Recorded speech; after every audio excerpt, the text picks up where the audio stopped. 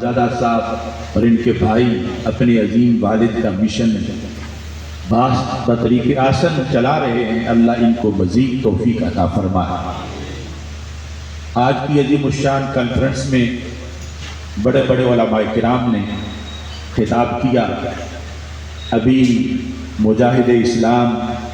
مجاہد تحریک نظام مصطفیٰ صلی اللہ علیہ وسلم، جمعیت علماء پاکستان کے مرکزی رہنما حضرت علامہ قاری محمد زوار بہادر صاحب خطاب فرما رہے تھے، اور انہوں نے بھی بڑے اہم موضوع پر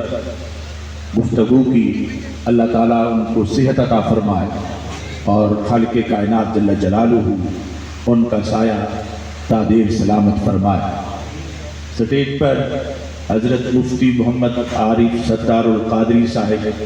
صاحبزادہ حامد مصطفیٰ جلالی صاحب، صاحبزادہ محمد رضا صاحب، کثیر تعداد میں علماء کرام رونق افروز ہیں۔ رب ذوالجلال ہماری اس نشست کو اپنے دربار میں قبول فرمائے۔ آج اس موضوع پہ یہ کانفرنس منعقد ہے، یہ بھی عصر حاضر کا ایک بہت سلگتا ہوا موضوع ہے کہ تصوف ایک حقیقت ہے اور اس کے وارث ہم اہل سنت و جماعت ہیں۔ لیکن موجودہ زمانے میں یہ بھی دیکھا جاتا ہے کہ بھارت میں تصوف کانفرنس ہوتی ہے اور اس کی صدارت مودی کر رہا ہوتا ہے۔ آپ اب سوچنے پہ مجبور ہوں گے کہ تصوف کو کہاں کہاں غلط معنی میں استعمال کیا جا رہا ہے۔ کچھ لوگ میوزک اور ڈانس اور ڈھول ڈمکے اس کو تصوف قرار دیتے ہیں، جبکہ تصوف ایک ایمانی پاور ہے اور اس امت کا خاصہ ہے، کیونکہ یہ آخری امت ہے۔ تو نبی اکرم نور مجسم شفیع معظم صلی اللہ علیہ وسلم کا ظاہری حیات کا دور جن لوگوں نے پایا وہ تو عظیم سے عظیم تر بن گئے۔ آپ کے عہد مقدس کی خوشبو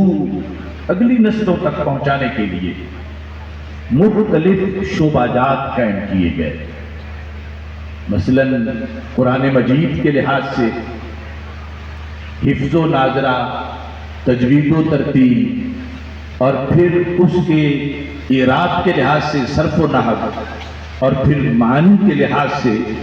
مختلف علوم، حدیث کے لحاظ سے 65 فنون، اور ایک شعبہ تھا کہ جو رسول اکرم صلی اللہ علیہ وسلم کی محفل میں کیفیت ہوتی تھی، جو وجد و سوز ہوتا تھا، جو انوار و تجلیات ہوتے تھے، بعد والوں کی طرف وہ کیفیت کیسے منتقل کی جائے، تو اس فن کا نام تصوف رکھا گیا کہ نبی اکرم نور مجسم شفیع معظم صلی اللہ علیہ وسلم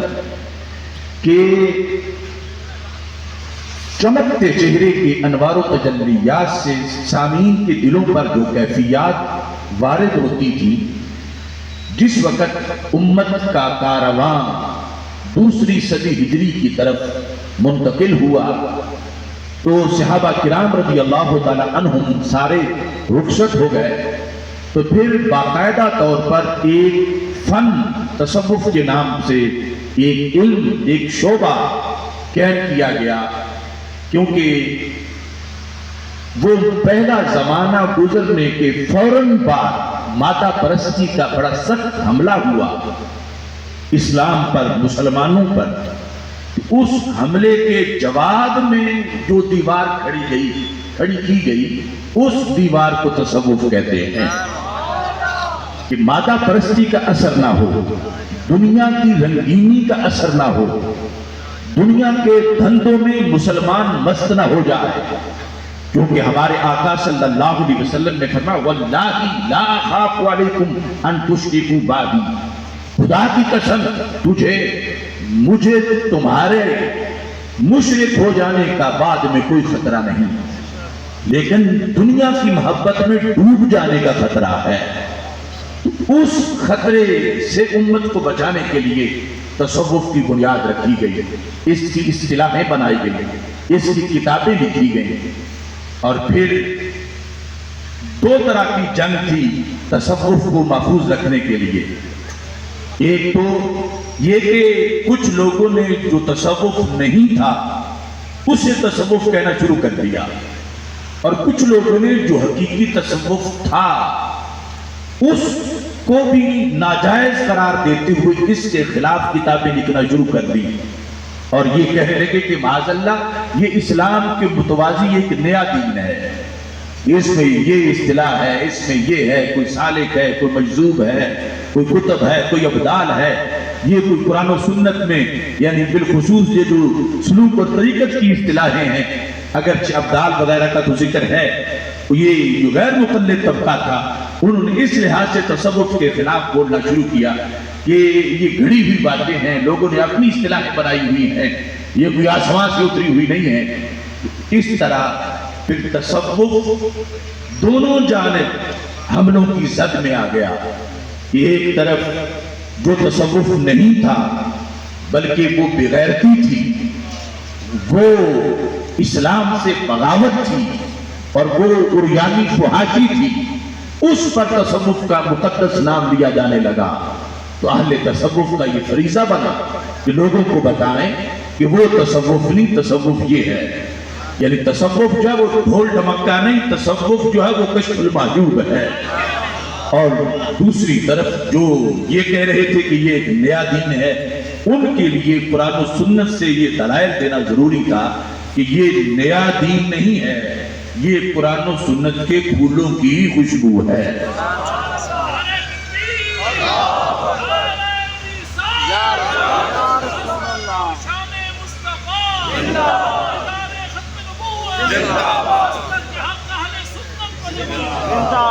رب ذوالجلال قرآن مجید میں ارشاد فرماتا ہے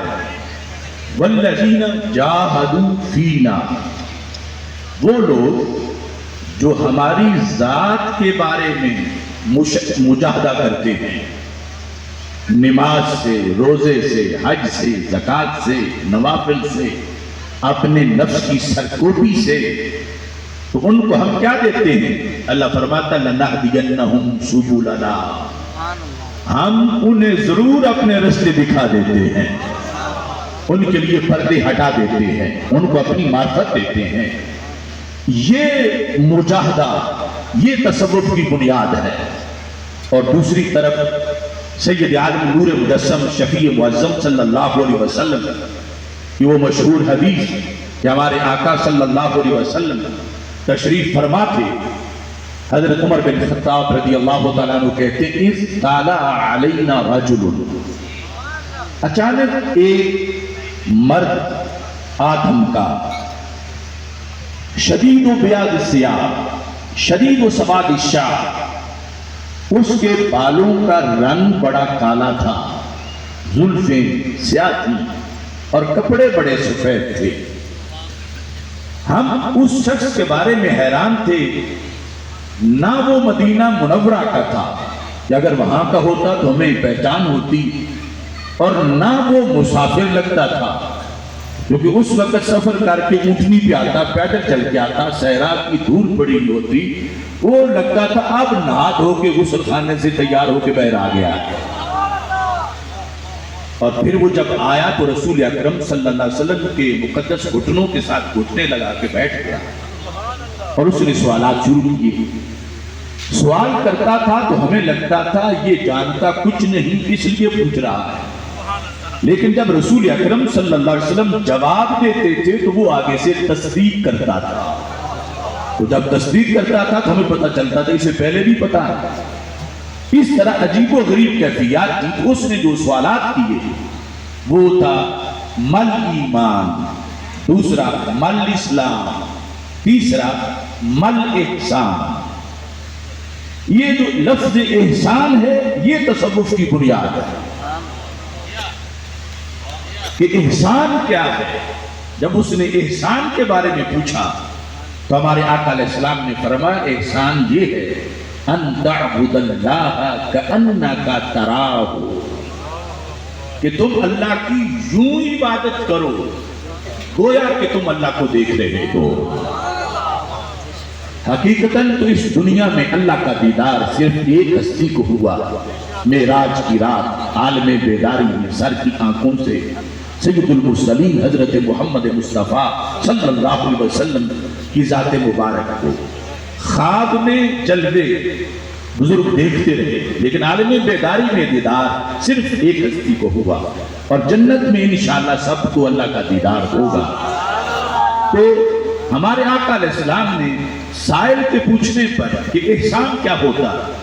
اب عمومی طور پر اردو میں بھی ہم احسان کا لفظ بولتے ہیں کہ فلاں نے مجھ پہ احسان کیا، اس نے فلاں پہ احسان کیا، جو مہربانی کے معنی میں بولا جاتا ہے، لیکن اصل احسان جب سرکار دو عالم صلی اللہ علیہ وسلم سے پوچھا گیا کہ احسان کیا ہے، تو میرے آقا علیہ السلام نے فرمایا احسان یہ ہے کہ صرف عبادت نہ کرو، یوں عبادت کرو گویا کہ تم اللہ کو دیکھ رہے ہو، کأنک تراہ، گویا، حقیقتاً تو ہو نہیں سکتا، تمہاری اتنی صلاحیت نہیں،